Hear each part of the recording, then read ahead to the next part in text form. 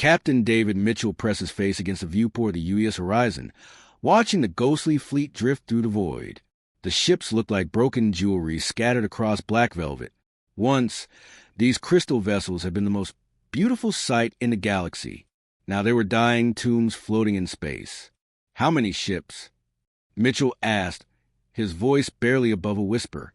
Lieutenant Emily Watson checked her scanner readings.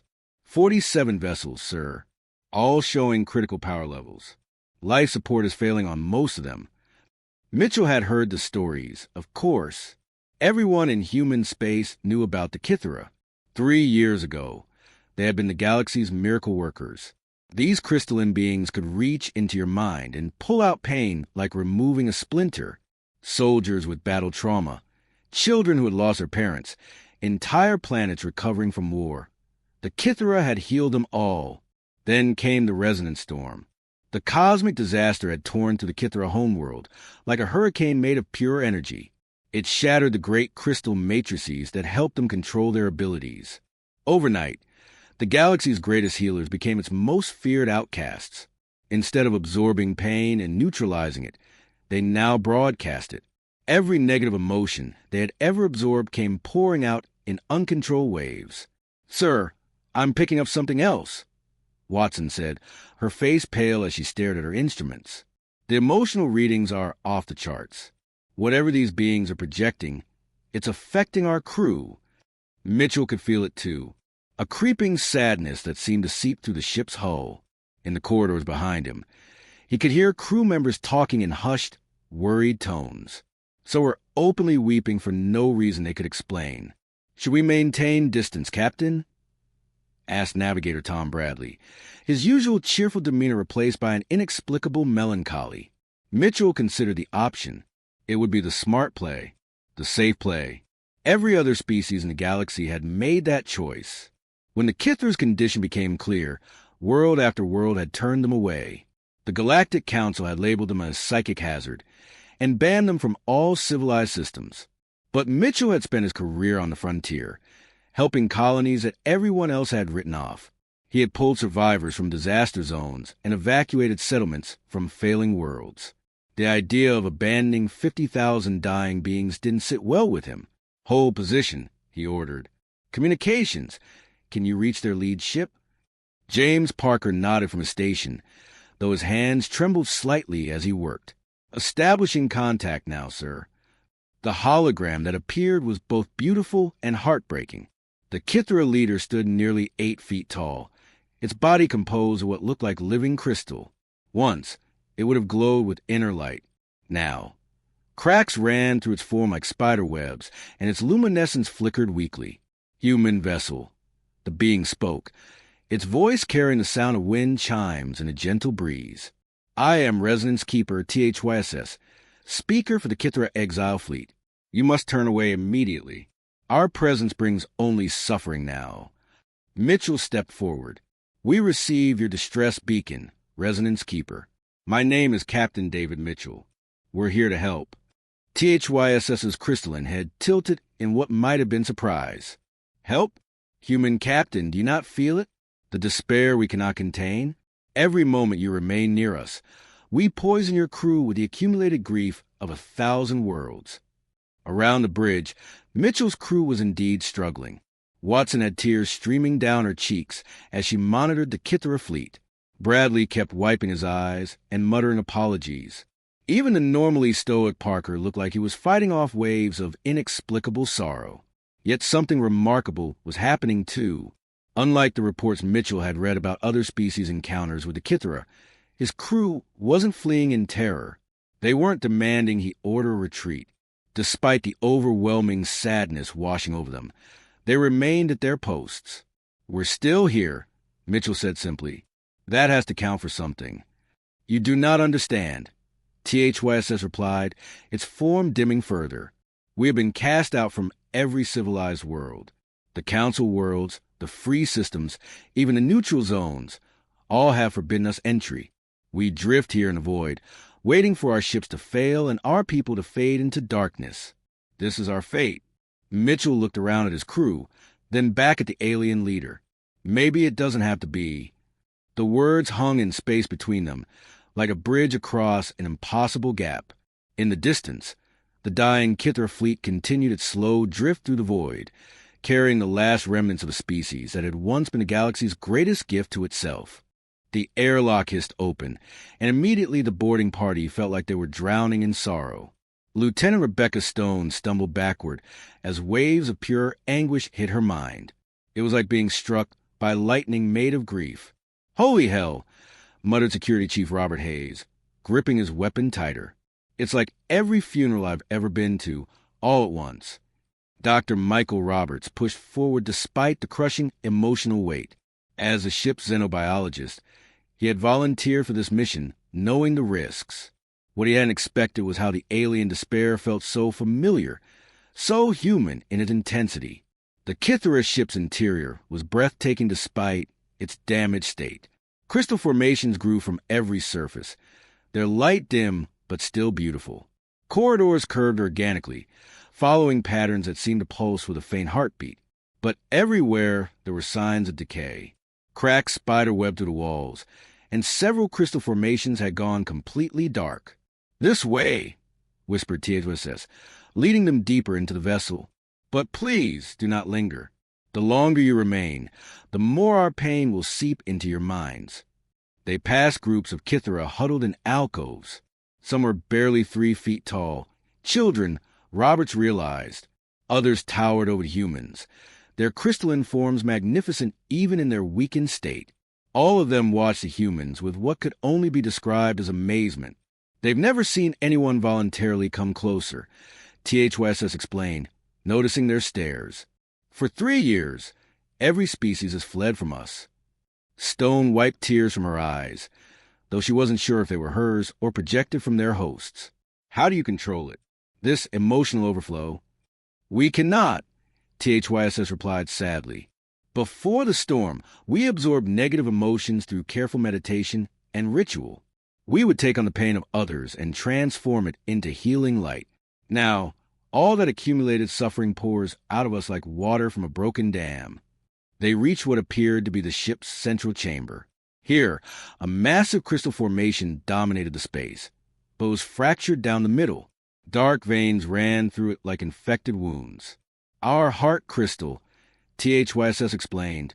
"It helped regulate our abilities across the entire ship. When it shattered during the storm, we lost all control." Dr. Robert approached the damaged crystal carefully. Even standing near it, he could feel waves of concentrated despair, but also something else. Beneath the pain, there was love. Incredible, overwhelming love for every being the Kithra had ever healed. "This is extraordinary," Robert said, pulling out a scanner. "The emotional resonance patterns are unlike anything we've encountered. But there's structure here, organization, like a library of feelings. A library of pain," THYSS corrected. "Every trauma we absorbed, every nightmare we helped others overcome, it's all trapped in there now, replaying endlessly." Stone moved closer to one of the smaller Kithra, a being about her own height whose crystal form flickered weakly. "What's your name?" she asked gently. Was resonant singer VYSS. The being replied in a voice like soft chimes. "I used to help human children overcome their fears of the dark. Now I can only give them new nightmares." "That's not true," Stone said firmly. "Right now, you're showing incredible courage.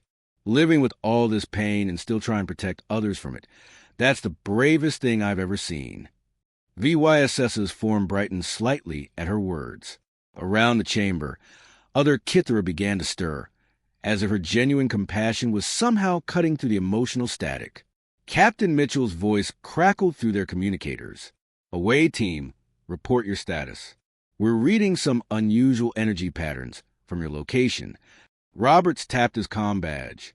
"We're fine, Captain. More than fine, actually. I think we're beginning to understand their condition. The patterns suggest their emotional projections are starting to stabilize around you." Mitchell observed from the ship. "Whatever you're doing, keep doing it." THYSS looked at the humans with growing wonder. This should not be possible. Your mind should be overwhelmed by now, consumed by our collective suffering. "Maybe that's a difference," Robert suggested, studying his readings. Humans have spent our entire history dealing with trauma and pain. We've learned to carry grief without letting it destroy us. We've developed emotional calluses, you might say. Stone nodded, understanding dawning in her eyes. And unlike other species, we don't run from pain. We sit with it, we process it, we help each other through it. Your species fascinates me, VYSS said quietly. Even now, surrounded by our projected anguish, you choose to stay. Hayes, who had been silent during most of the exchange, finally spoke up. We've seen what happens when people get abandoned. It never ends well. Someone has to be willing to stay. The simple statement seemed to ripple through the assembled Kithra like a stone dropped in still water. For the first time in 3 years, their chaotic emotional broadcasts seemed to find a pattern, a rhythm that didn't hurt. The emergency council meeting on New Haven Colony had been going for 3 hours, and Governor Thomas Bradley was losing his patience. Half the colonists wanted to welcome the Kithra refugees, while the other half thought it was collective suicide. You're asking us to invite 50,000 emotionally unstable aliens into our home, Councilwoman Helen Crawford argued, pacing back and forth. What happens when their projections drive our children insane? What happens when our farmers can't work because they're overwhelmed with alien grief? What happens if we turn away people who need our help? Bradley shot back. We didn't come out here to the frontier to play it safe. We came here to build something better. Dr. Susan Hayes stood up from her seat in the back of the room. She had been working around the clock since Captain Mitchell's initial report, developing potential solutions. I've been analyzing the data from the Horizons encounter. The emotional projections aren't random. There's a pattern, almost like a frequency we can tune. She activated her tablet, and a holographic display showed wave patterns fluctuating across the room. I've designed prototype dampeners. They won't block the Kithra's abilities completely, but they should make the projections manageable. Should, Crawford repeated. You want to bet our entire colony on should? Young colonist Mark Thompson raised his hand from the crowd. My grandfather fought in the border wars. He came home with trauma that nearly destroyed our family. If these beings can help heal that kind of pain, isn't it worth the risk? Murmurs rippled through the assembled colonists. Almost everyone had someone who carried invisible wounds from the frontier life. Pirates, equipment failures, hostile wildlife, isolation. Life on the edge of human space took its toll. Bradley called for a vote. The result was closer than he'd hoped, but clear enough. New Haven would welcome the Kithra. 3 days later, the first refugee transport touched down in the colony's central plaza. A crowd had gathered, some curious, others nervous. Dr. Hayes stood ready with her dampening devices, hoping her calculations were correct. The transport's ramp lowered with a soft hiss. The first Kithra to emerge was THYSS, the Resonance Keeper, moving slowly and carefully. Even with the dampeners active, waves of melancholy washed over the crowd. Then something unexpected happened. 8-year-old Billy Anderson broke free from his mother's grip and ran toward the alien.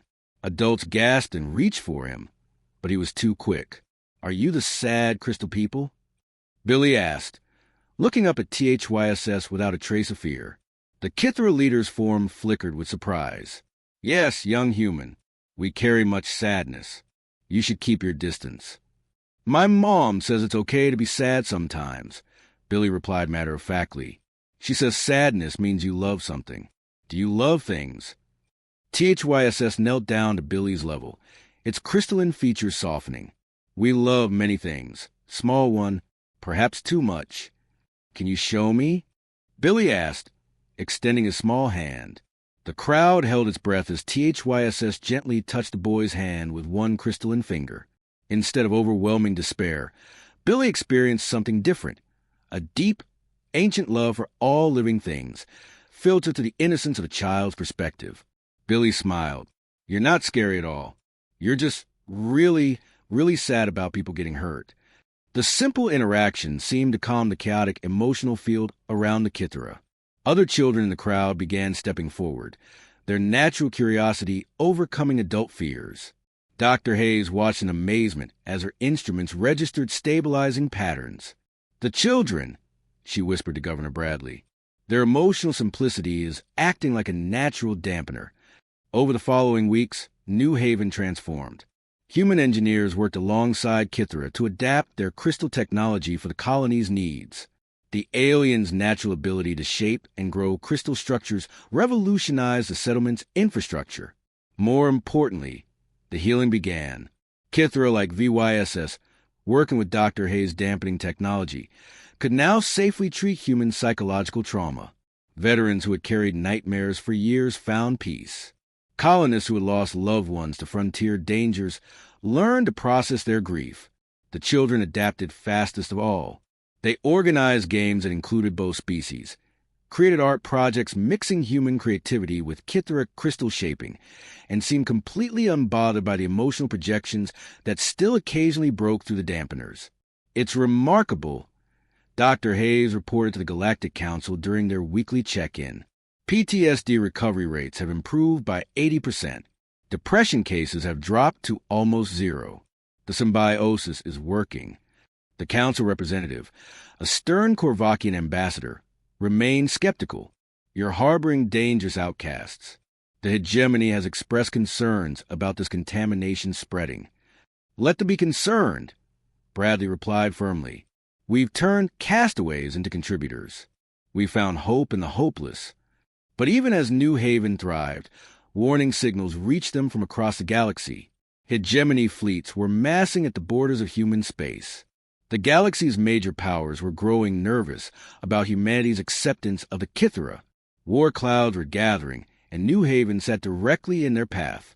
2 years had passed since the first Kithra refugees landed on New Haven, and the colony barely resembled its former self. Where once simple prefab structures had dotted the landscape, now soaring crystal spires grew alongside human buildings. The architecture seemed to breathe, pulsing with soft bioluminescent light that followed the natural rhythms of the planet. Engineer Mark Thompson wiped sweat from his forehead as he worked alongside his Kithra partner, VYSS, on their latest project. They were installing an empathic communication array that would allow instant, emotional messaging across star systems. The resonance frequency needs to be more stable, VYSS suggested, its crystalline fingers dancing over the delicate crystal matrix. Human emotions are more chaotic than ours, but also more resilient. Mark nodded, adjusting the human design stabilizers. Your people feel everything so deeply. Ours bounce around like ping-pong balls, but somehow keep going. He grinned. Maybe that's why this partnership works. The collaboration had produced miracles neither species could have achieved alone. Kithra crystal growing techniques merged with human engineering had created buildings that could repair themselves, power systems that drew energy from emotional resonance, and medical equipment that could literally feel what patients needed. In the colony's medical center, Dr. Susan Hayes watched in amazement as Kithra healer resonant singer life worked with veteran colonist James Parker. Parker had served in 3 frontier wars and carried scars that went deeper than flesh. I could see the trauma patterns, Lyth explained softly, its form glowing as it worked, like dark threads woven through his emotional fabric. With the dampener regulating my abilities, I could untangle them carefully. Parker's face, which had been tight with old pain for years, gradually relaxed. It's like someone's lifting a weight I didn't even know I was carrying, he whispered. Dr. Hayes made notes on her tablet. The success rate is unprecedented. Traditional therapy might take years to achieve what you're doing in weeks. But it wasn't just healing that had transformed the colony. Kithra emotional sensitivity had revolutionized human conflict resolution.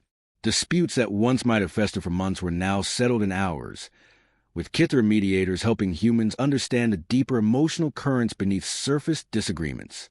Governor Bradley walked through the market district, marveling at the changes. Human merchants sold goods alongside Kithra, who grew beautiful crystal sculptures that responded to the buyer's emotional state. Children played games that mixed human imagination with Kithra empathic abilities, creating shared dreamscapes that were part art, part therapy. Governor called out Rebecca Stone, now the colony's cultural integration officer. We just received word from the outer settlements. 17 more worlds have requested Kithra refugee assistance. Bradley smiled. How are we handling the distribution? Carefully, Stone replied. Each world gets a small group with full dampening support and human liaison teams. The healing programs are spreading faster than we can keep up with. The success hadn't gone unnoticed by the broader galaxy. Human space was experiencing a renaissance of mental health and emotional well-being that other species envied. Depression rates had plummeted. Suicide had become almost unknown. Even violent crime had dropped to historic lows as people learned to process their emotions more effectively. But with success came danger. Admiral David Mitchell, now commanding the Colonial Defense Fleet from his flagship, studied the tactical displays with growing concern. Intelligence reports showed massive military buildups along human borders. The hegemony is calling it psychic contamination, reported his intelligence officer, Lieutenant Commander Robert Hayes. They claim we're spreading an emotional plague that threatens galactic stability. What they're really afraid of is that we're making their authoritarian systems obsolete, Mitchell replied grimly. Hard to maintain rigid social control when people are emotionally healthy and empathically connected. The irony wasn't lost on him. The galaxy had cast out the Kithera for being too dangerous, but now they fear humans for making the refugees too useful. On New Haven, the preparations for war were subtle but determined. Crystal Tech defensive systems grew like coral reefs around the colony's perimeter. Kithera and humans worked together to develop new technologies that could defend against both physical and psychic attacks. Young Billy Anderson, now 10 years old, had become something of a bridge between the species. He could communicate with Kithera through pure emotional resonance, no words needed. He often served as a translator when technical concepts got lost between crystalline and human thinking patterns. They're scared of us, Billy told THYSS during one of their evening walks through the Crystal Gardens. The other aliens. They think we're going to change them like you changed us. THYSS's form pulsed thoughtfully.